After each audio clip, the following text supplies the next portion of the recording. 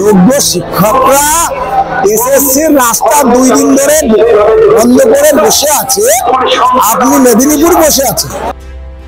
খিচুড়ির লাইনে দাঁড়ানো থেকে আমরা তো এখন স্কুলে গিয়ে আমাদের ছাত্রছাত্রীদের পড়ানোর কাজ। সুমন বিশ্বাস থাকলে আমি মিটিংয়ে বসবো। চাকরিহারাদের পাশে জুনিয়র ডাক্তাররা গতকালও চাকরিহারাদের জন্য খিচুড়ি, ওআরএস এবং তারই সঙ্গে জলের ব্যবস্থা যেরকম করেছেন, আজকেও লাঞ্চের সময় দেখা গেল জুনিয়র ডাক্তাররা পাশে এসে দাঁড়ালেন চাকরিহারাদের। তবে একটাই প্রশ্ন এখানে বারবার থেকে যায়, আজ কি খিচুড়ির লাইন দেওয়া দরকার ছিল চাকরিহারাদের? আজ তো তাদের স্কুলে পড়ানোর কথা ছিল, সেখানে তারা এইভাবে খিচুড়ির লাইনে দাঁড়ালেন।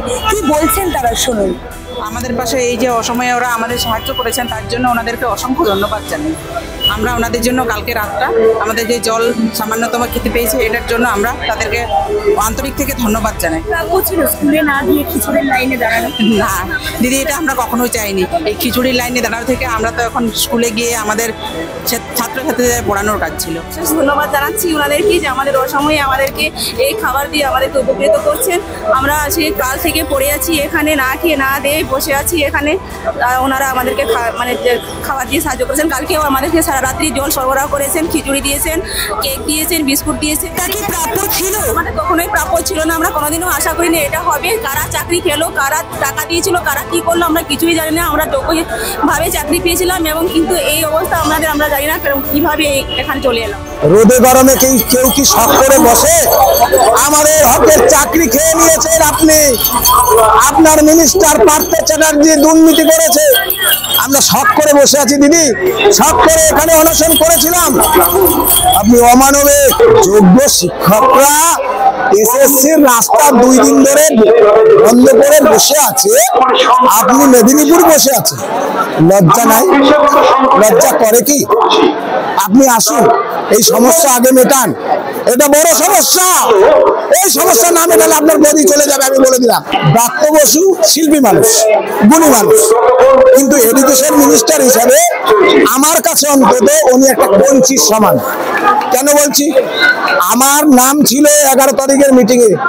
ব্রাত্য বসু, যিনি একটা উচ্চশিক্ষা মন্ত্রী, চিন্তা করতে পারেন, বলছে সুমন বিশ্বাস থাকলে আমি মিটিং এ বসবো। এত ভয় কিসের? আমার বলেছি যে আমরা WBJDF এর পক্ষ থেকে যে কোনো ন্যায়সঙ্গত আন্দোলন, যেখানে মানুষ ন্যায়সঙ্গত দাবিতে লড়াই করবে, সেই আন্দোলনে আমরা থাকবো।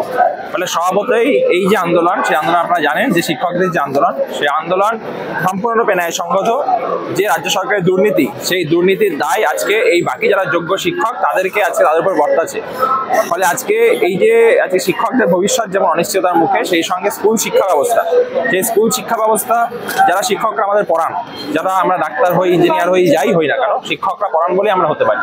ফলে স্বভাবতই যে আজকে শিক্ষকদের ভবিষ্যৎ যদি অন্ধকারে থাকে, স্কুল শিক্ষা অন্ধকারে থাকবে এবং বাকি সমাজ অন্ধকারে থাকবে। এখন যেটা হচ্ছে সেটা হচ্ছে খিচুড়ি ব্যবস্থা, এছাড়া জল, এরপর ওষুধ, কিছু সামান্য কিছু মেডিসিন, এই ধরনের ব্যবস্থাগুলো আমরা করছি।